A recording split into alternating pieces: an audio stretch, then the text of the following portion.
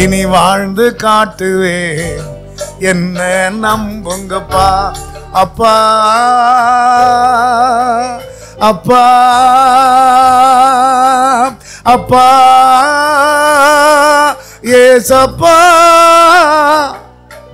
இனி வாழ்ந்து காட்டுவேன், என்ன நம்புங்கப்பா. இனி வாழ்ந்து காட்டுவேன், என்ன நம்புங்கப்பா. உம்மா அப்பா அப்பா என்று சொல்ல துன்பமெல்லாகலுது மெல்ல. உம்மா அம்மா அம்மா என்று சொல்ல ஆறுதல் வருகுது மெல்ல மெல்ல. என்ன சொல்ல ஓ வார்த்தை இல்ல. அப்பா அப்பா அப்பா ஏசப்பா, இனி வாழ்ந்து காட்டுவேன், என்ன நம்புங்கப்பா. இப்ப சகோதரரே நீங்க தான் ரொம்ப கெட்டிக்காரர். என்ன பலவானுங்க, அவங்க பலவீனமானவங்க. எங்க சகோதரங்க ஒரு கையை உயர்த்தி எப்படி பாடுறீங்கன்னு பார்ப்போம். ஒரு இமைப்பொழுதுல மறுவோம், ஒரு இமைப்பொழுதுல மறுவோம். அதுக்குள்ள நான் இனிமேல் சாதிக்கிறவனா தான் வெளியே போவேன் அப்படின்ற மைண்ட் செட். அல்லேலூயா சொல்லுங்களேன். இனி வாழ்ந்து காட்டுவேன், என்ன நம்புங்கப்பா. இனி வாழ்ந்து காட்டுவேன், என்ன நம்புங்கப்பா. அப்பா சத்தமா அப்பா அப்பா ஏசப்பா, இனி வாழ்ந்து காட்டுவேன், என்ன நம்புங்கப்பா. இனி வாழ்ந்து காட்டுவேன், என்ன. இப்ப சகோதரர் நீங்க பாடுனீங்கல்ல, எங்க சகோதரிகளை எங்க குமார்த்திகளை பாட சொல்ல போறேன். அதுக்கப்புறம் நமக்கு மீசு தேவையான்னு யோசிப்போம். நான் என்ன சொல்ல வர்றேன் தெரியுமா? மோசேயுடைய வெற்றிக்கு பின்னால சிப்போரால் தான் காரணம். எத்தனை பேருக்கு புரியுது? மோசே பிரகாசி காரணம் யார் தெரியுமா? சிப்போராள். இங்க இருக்கிறவங்க எல்லாம் சாதாரணமா இருக்கக்கூடாது. அல்லேலூயா சொல்லுங்களேன். இப்ப கையை உயர்த்தி அவங்க பாட போறாங்க பாருங்களேன். இனி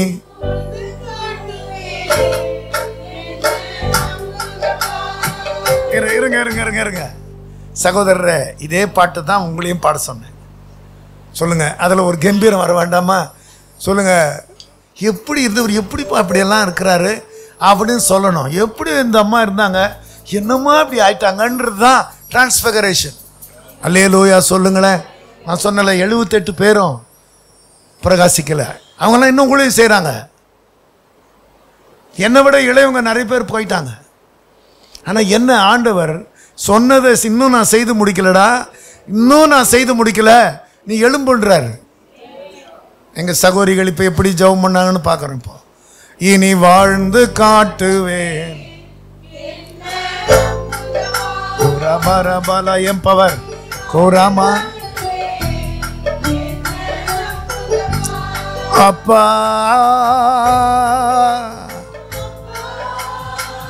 மாறா அப்பா ஏசப்பா, இனி வாழ்ந்து காட்டுவேன், என்ன நம்புங்கப்பா. இனி வாழ்ந்து காட்டுவேன், என்ன. இப்ப எங்க சகோதரங்க பாட போறாங்க பாருங்க. அவங்களுக்கு இப்ப மானம், ரோஷம், சூடு வந்திருக்கான்னு நாங்க செக் பண்ண போறோம். ஆமா, 1 2 3. இனி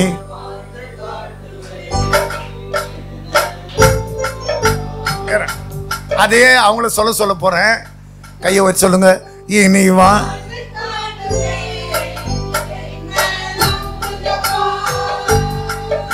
இனி வாழ்ந்து காட்டுவேன், என்ன நம்புங்கப்பா. அப்பா அப்பா அப்பா ஏசப்பா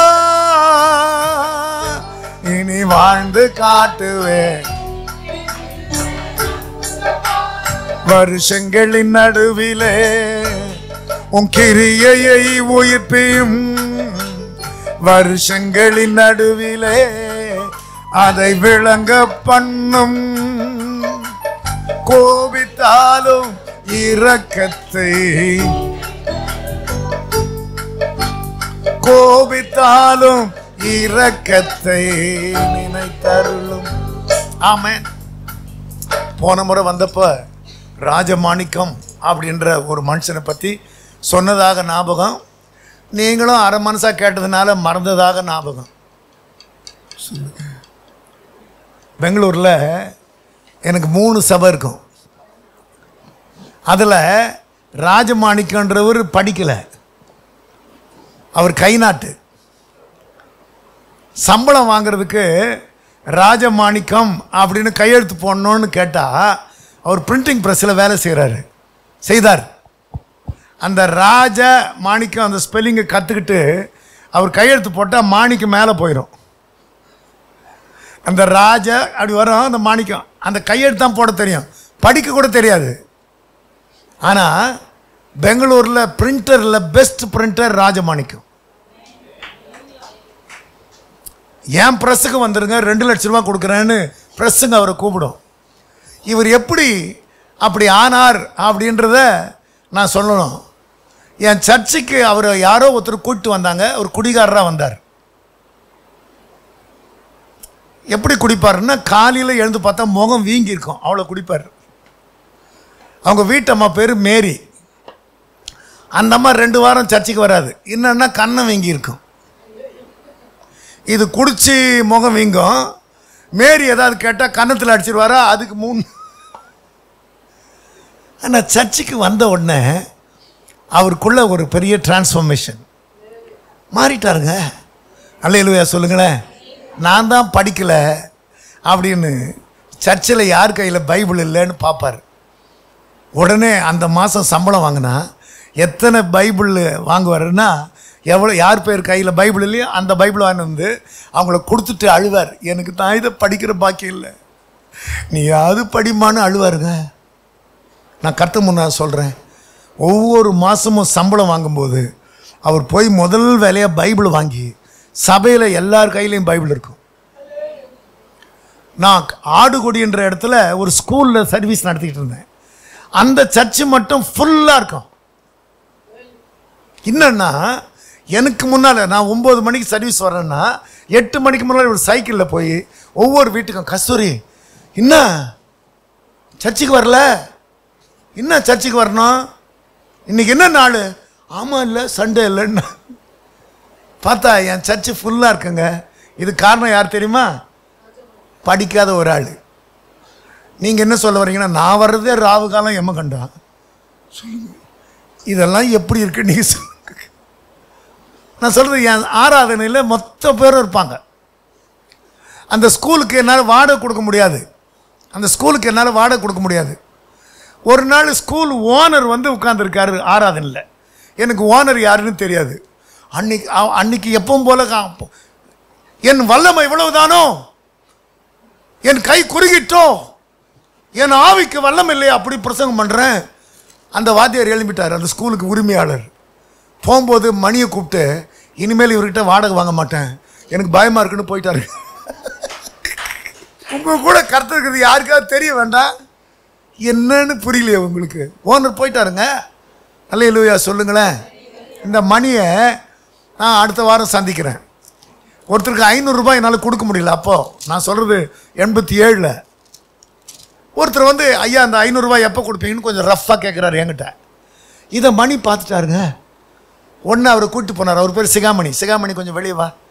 இன்னும் ஐயா கிட்ட போய் 500 ரூபாயை கேட்குற, அடுத்த வாரம் நான் கொடுப்பேன் என்ன அப்படின்னு சொல்லிட்டு போய் முழங்கால் போட்டு, ஆண்டவரே எனக்கு ஓட்டி கிடைக்கணும், அந்த 500 ரூபாய் எனக்கு கொடுத்துடணும்னு.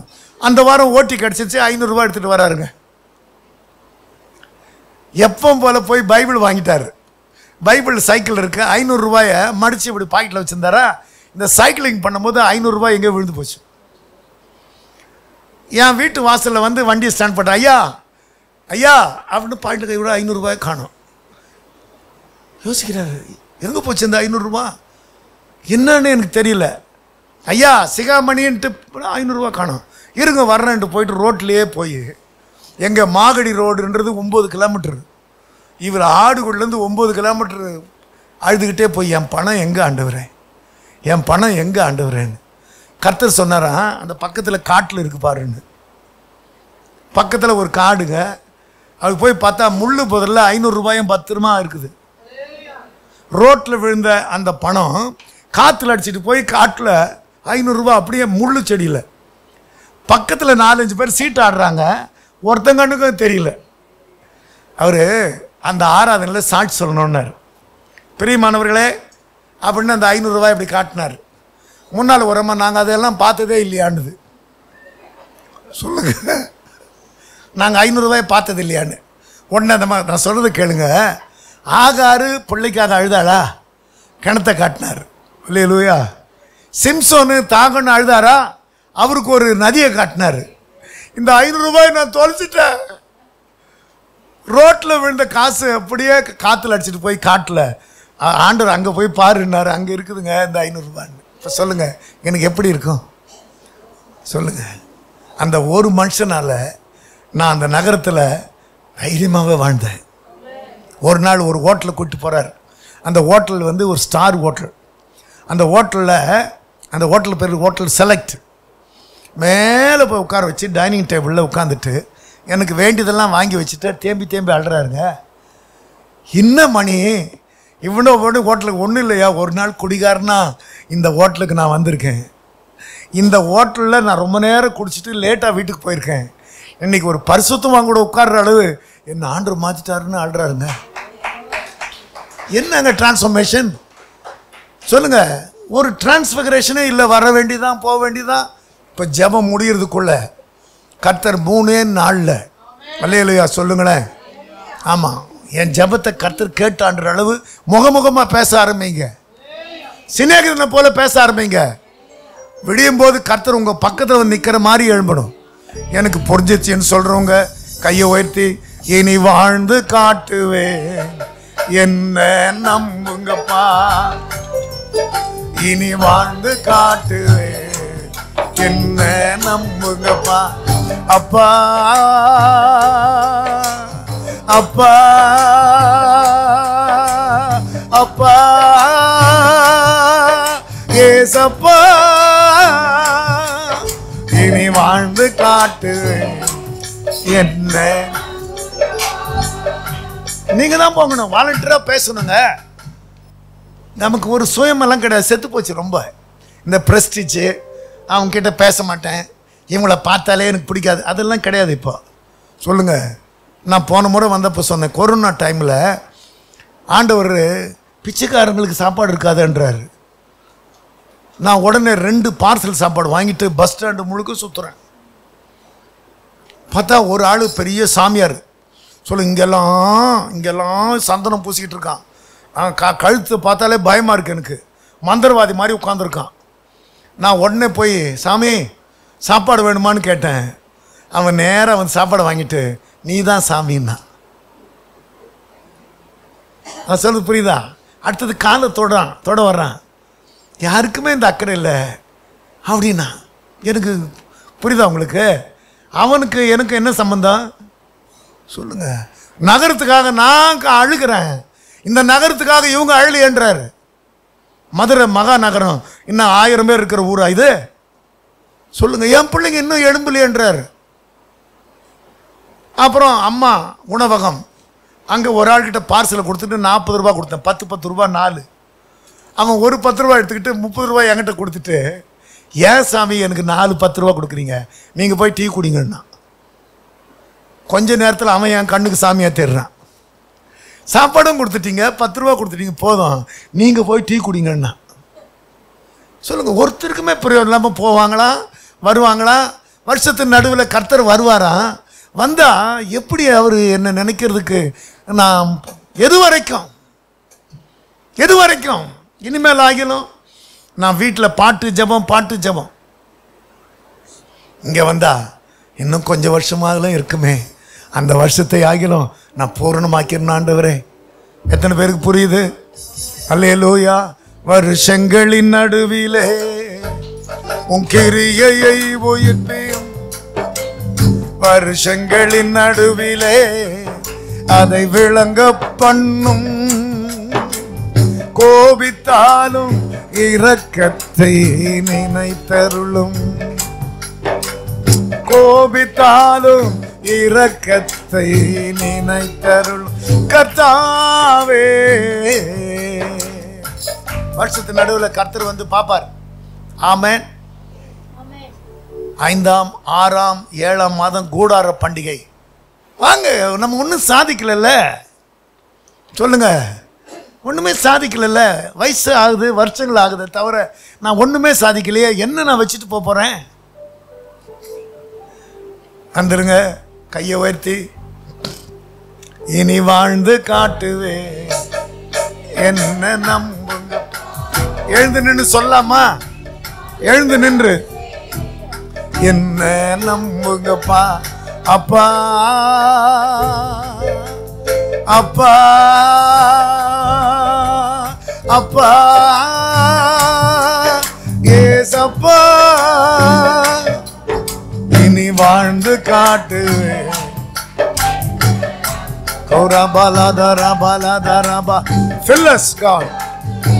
முகமுகமா பேசுங்கப்பா, முகமுகமா பேசுங்கப்பா.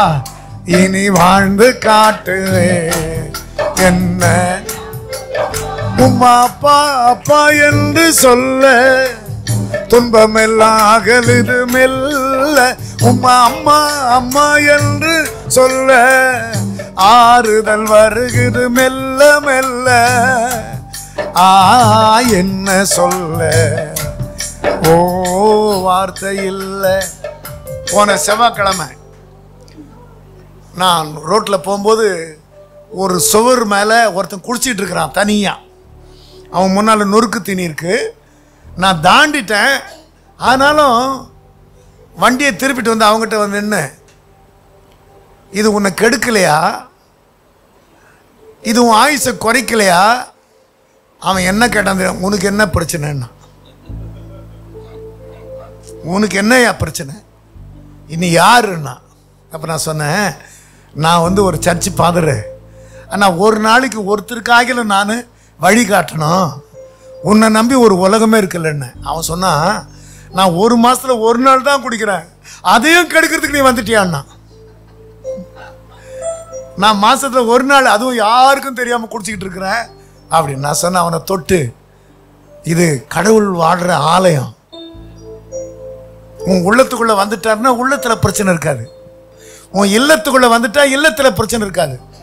சொல்ல வேண்டியதை சொல்லிட்டேன்னு என்னையே முறைச்சிக்கிட்டு இருக்கிறான்.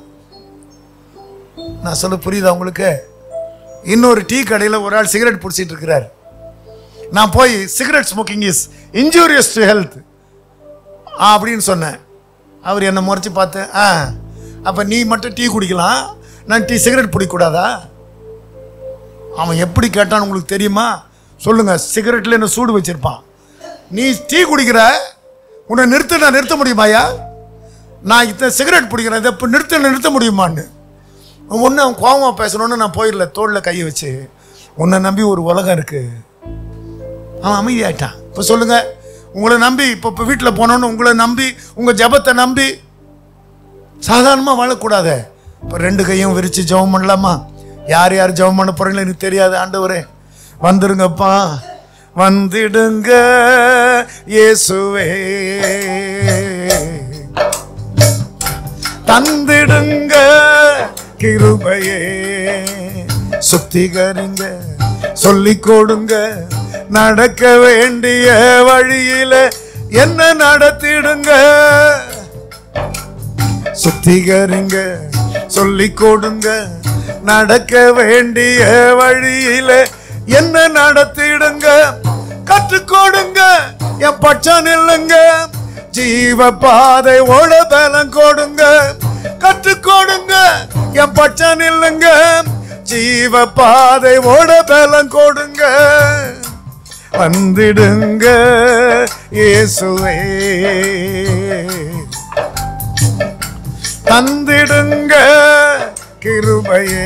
எங்க கையில போர் வேணாப்பா, எங்க விரல யுத்தம் வேணாப்பா. உன் சமூகம் வந்த பிற்பாடு 40 வருஷம் லட்சக்கணக்கான மக்கள் கானான் தேசத்தை தேட முடிஞ்சதப்பா. வந்துருங்க வந்துருங்க வந்துருங்க, வந்திடுங்க இயேசுவே, தந்திடுங்க கிருபையே. எங்களை தயவாய் ஏற்றுக்கொள்ளும் எங்கள் ஆண்டவராம் இயேசுவின் நாமத்தில் ஜெபங்களும் நல்ல பிதாவே, ஆமென். முழு பலத்தோட சொல்ல முடியுமா? ஆமென். இதை விட பலமா சொல்ல முடியுமா?